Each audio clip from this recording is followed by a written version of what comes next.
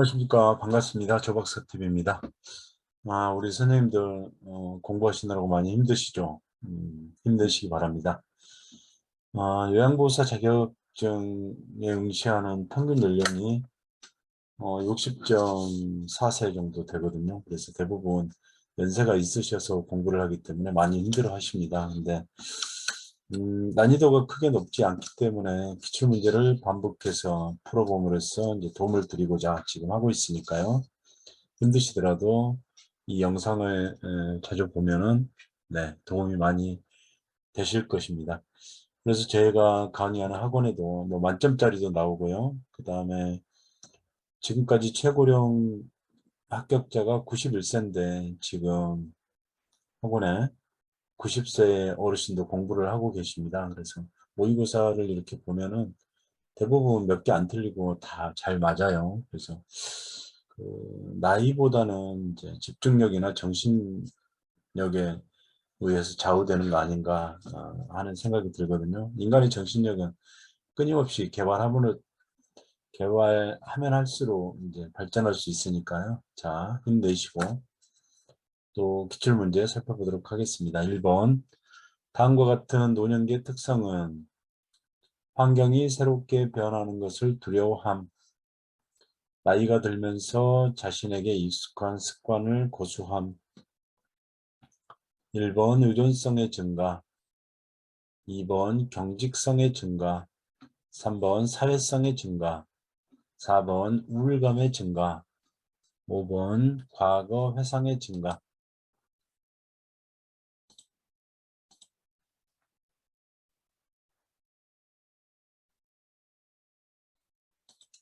네, 나이가 들면은 환경이 새롭게 변화하는 것을 두려워합니다. 그리고 나이가 들면서 자신에게 익숙한 습관을 고수하려고 하죠. 그게 바로 경직성의 증가입니다. 융통성이 없고 새로운 변화를 싫어합니다. 그래서 노년기의 심리적인 특성으로 경직성의 증가가 시험에 가장 많이 출제됐습니다. 꼭 기억을 해 두셔야 되고요. 경직성의 증가, 그다음에 이제 뭐 조심성의 증가, 의존성의 증가 이것도 다 시험에 나왔습니다. 정답은 2번입니다. 2번. 건강한 노화를 위한 방법으로 옳은 것은 1번 여가 활동을 점차 줄인다. 2번 뇌에 자극을 주는 활동을 한다. 3번 체면을 위해 애정 표현을 삼간다. 4번 프라이버시를 위해 대인 관계를 자제한다.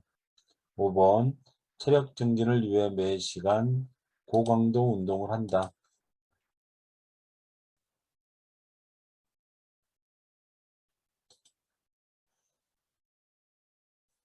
건강한 노화를 위한 방법으로 옳은 것은 뇌에 자극을 주는 활동을 한다. 2번이 정답입니다.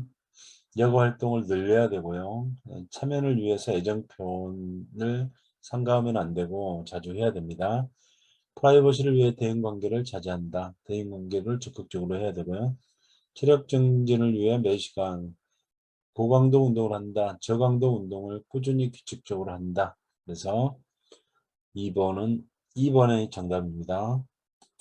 3번 노인 장기요양보험 제도의 목적은 1번 직업능력 개발을 통한 고용 촉진, 2번 최저생활 보장을 통한 자활우역 고치, 3번 안정적 노후를 위한 소득보장 체계 마련, 4번 업무상 재해 보상을 통한 사회복지 지원, 5번 일상생활이 어려운 노인의 가사 및 신체활동 지원.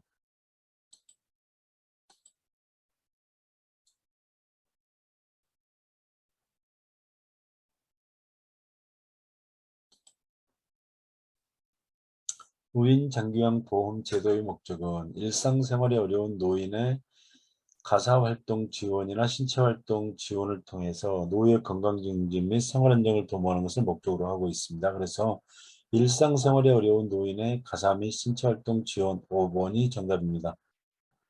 직업능력 개발을 통한 고용 촉진은 고용보험이 되겠고요. 최저생활 보장을 통한 자활의식 고치는 국민기초생활보장제도가 될 것이고요. 안정적 노후를 위한 소득보장 체계 마련은 국민연금이나 뭐 기초연금이 되겠죠. 그다음에 업무상 재해 보상을 통한 사회복지 지원은 산업재해보상보험법에 대한 내용이고요. 그래서 정답은 5번입니다. 4번 노인 장기 요양 인정 신청 및 판정 절차에 대한 설명을 옳은 것은 1번 최종 등급 판정은 장기요양 기관에서 한다. 2번 방문조사는 교육을 이수한 장기요양 기관 직원이 한다. 3번 지자체는 장기요양 인증서를 국민건강보험공단에 제출한다. 4번 결핵으로 신체활동 어려운 60세 남자는 급여 대상자이다. 5번 개인별 장기요양 이용 계획서는 국민건강보험공단이 수급자에게 제공한다.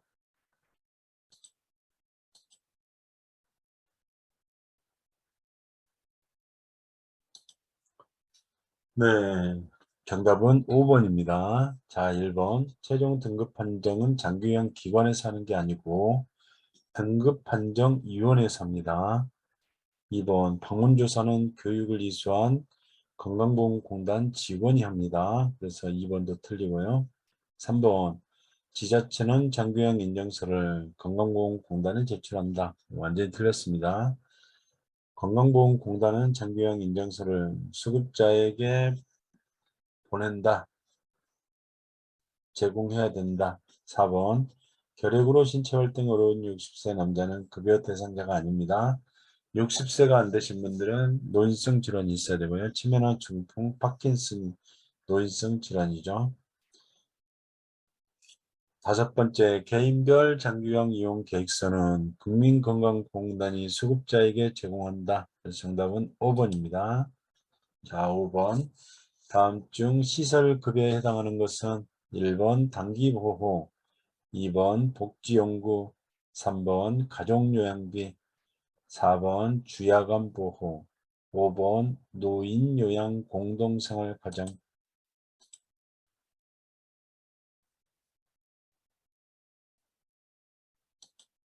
시설급여에 해당하는 것은 노인요양 공동생활과정입니다. 그래서 정답은 5번입니다. 6번 요양보호사가 관찰자 역할을 수행한 것은 1번 대상자의 입장에서 편들어준다. 2번 기관장에게 대상자 정보를 전달한다. 3번 지식과 기술로 대상자의 불편함을 경감한다. 4번 대상자의 맥박, 호흡, 심리적 변화까지 살핀다. 5번 대상자가 능력을 최대한 발휘하도록 지지한다.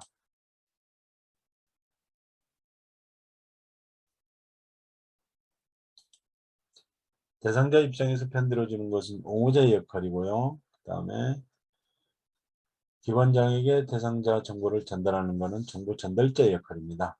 지식과 기술로 대상자의 불편함을 경감하는 것은 숙련된 수발자의 역할이고요. 대상자의 맥박호흡, 심정 변화까지 살핀다. 이게 바로 관찰자의 역할입니다.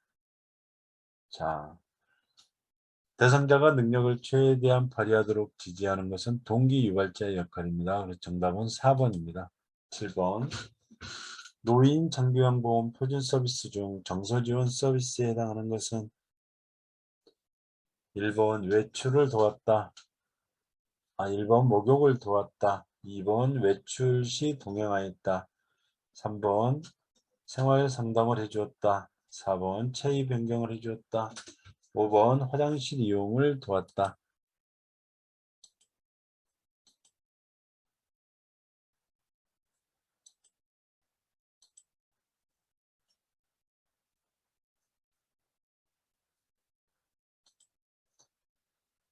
표준 서비스 중 정서 지원 서비스는 3번 생활 상담을 해주었다. 3번이 정답입니다. 목욕을 도운 건 신체활동 지원이고요. 외출 시 동행하는 것은 개인활동 지원에 해당합니다. 체위를 변경해 주는 것은 신체활동 지원이고요. 화장실 이용을 도운 것도 신체활동 지원입니다. 그래서 정답은 3번입니다. 8번 다음 사례는 시설 대상자의 권리 중 어떤 것에 위배되는가? 대상자 매트리스가 푹 꺼져서 허리도 아프고 잠도 안 와. 명부사 어쩔 수 없어요. 여기는 모두 같은 매트리스를 사용하고 계시니 그냥 쓰세요. 이랬어요. 1번 신체 구속을 받지 않을 권리, 2번 사생활과 비밀 보장에 관한 권리. 3번 차별 및 노인 학대를 받지 않을 권리. 4번 안락하고 안전한 생활 환경을 제공받을 권리. 5번 자신의 재산과 소유물을 스스로 관리할 권리. 정답은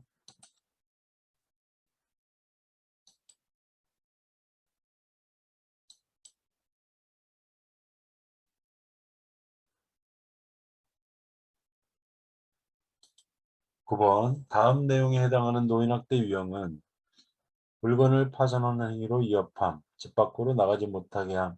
1번 방임, 2번 유기, 3번 신체적 학대, 4번 정서적 학대, 5번 경제적 학대.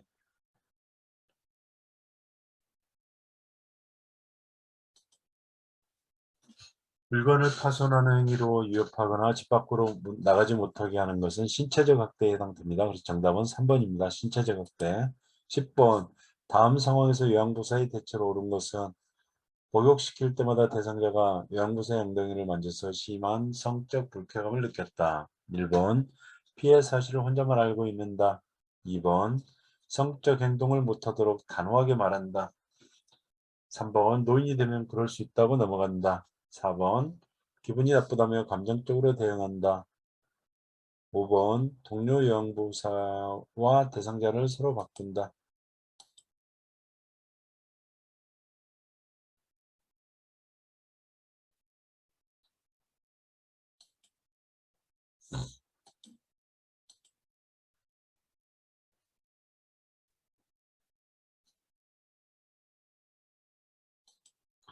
네. 엉덩이를 만져서 심한 성적 불쾌감을 느낄 때는 성적 행동을 못하도록 단호하게 말한다가 정답입니다. 2번. 11번. 다음 중 언어적 성희롱에 해당하는 것은 1번 뒤에서 껴안는다.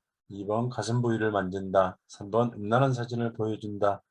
4번 자신의 성기를 보여준다. 5번 과거 성관계를 묻는다.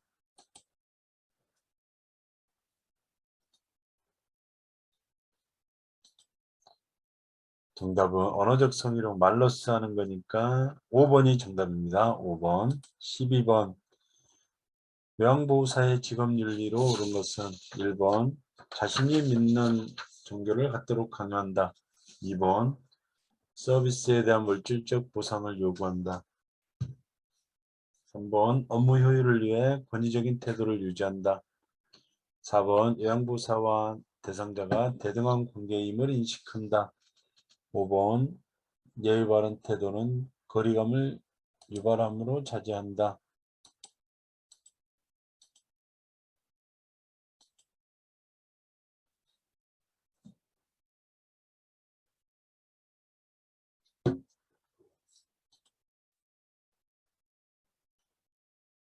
자신이 믿는 종교를 강요하면 안 되고요. 서비스에 대한 물질적 보상을 요구하면 안 됩니다. 업무 효율을 위해 권위적인 태도를 유지하면 안 되고요. 요양보호사와 대상자가 대등한 관계임을 인식한다. 이거 꼭 기억을 해두세요. 수직적 관계나 관계가 아니라 대등한 관계임을 인식한다. 5번 예의 바른 태도는 거리감을 유발함으로 차지한다. 그래서 정답은 4번입니다. 13번 대상자 가족이 정해진 요양보호 시간 외에 추가 서비스를 요청할 때 대처 방법은 1번 기관장에게 보고한다. 2번 다른 기관에 연계한다. 3번 고민해 보겠다고 말한다. 4번 친한 동료에게 부탁한다. 5번 가족의 요구를 들어준다.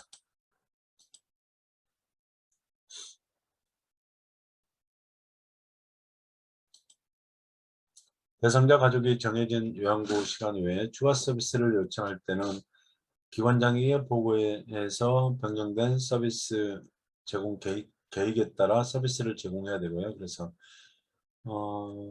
무조건 보고가 많습니다. 실장이나 관리책임자에게 보고한다. 그래서 정답은 1번입니다. 기관장에게 보고한다.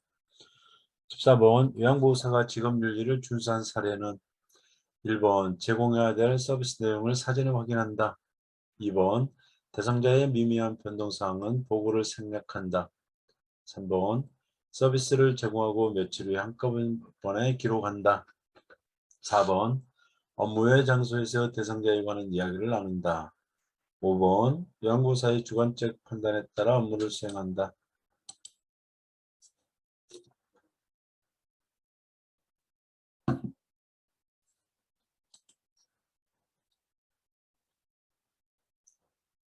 요양보호사가 직업윤리를 준수한 사례는 1번 제공해야 될 서비스 내용을 사전에 확인한다. 그래서 1번이 정답입니다. 15번 요양보호사가 지켜야 하는 행동규범은 1번 좋은 복지용구는 직접 판매한다. 2번 기관장의 지시는 선택하에 따른다. 3번 대상자의 사적 정보를 외부 기관과 공유한다. 4번 급한 경우 보고 없이 근무지를 비울 수 있다. 5번 서비스 제공과 관련된 기술을 지속적으로 습득한다.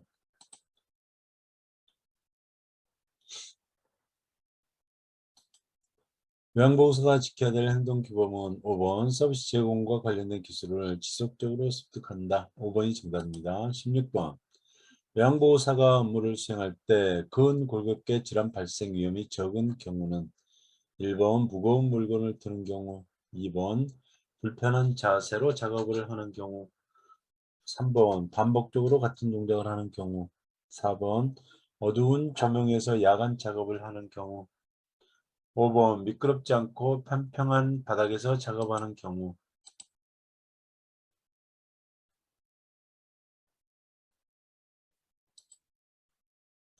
근골격계 질환 발생 위험이 적은 경우는 미끄럽지 않고 평평한 바닥에서 작업을 할 때는 비교적 근골격 질환 발생이 적게 되고요.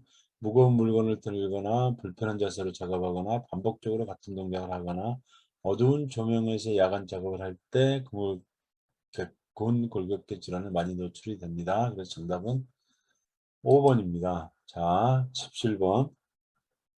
오메에 감염된 대상자를 돕는 방법으로 옳은 것은 1번 공용혈압계를 사용한다. 2번 맨손으로 가려운 곳을 긁어준다. 3번 증상이 있는 부위에만 약을 바른다. 4번 대상자가 사용한 침구류를 다른 대상자와 물품과 함께 세탁한다. 5번 대상자와 접촉한 사람은 증상 유무하고 상관없이 함께 동시에 치료한다.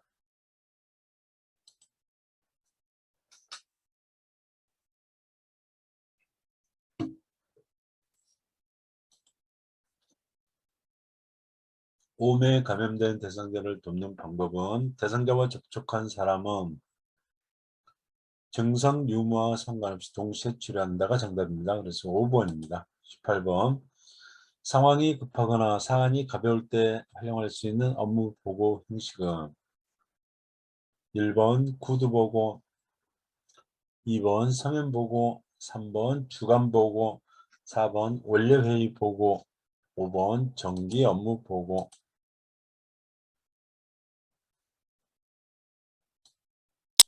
네, 상황이 급하거나 사안이 가벼울 때는 구두 보고를 합니다. 그래서 상황이 급할 때는 구두 보고 후에 나중에 서면 보고로 서류를 보완하시면 되겠습니다. 자, 19번. 요양보호사가 업무 내용을 기록하는 목적은 1번 서비스 연속성 유지, 2번 업무에 대한 책임 회피, 3번 대상자의 개인정보 공유, 4번 보호자와 밀착관계 형성, 5번 기관 중심의 서비스 제공 계획 수립.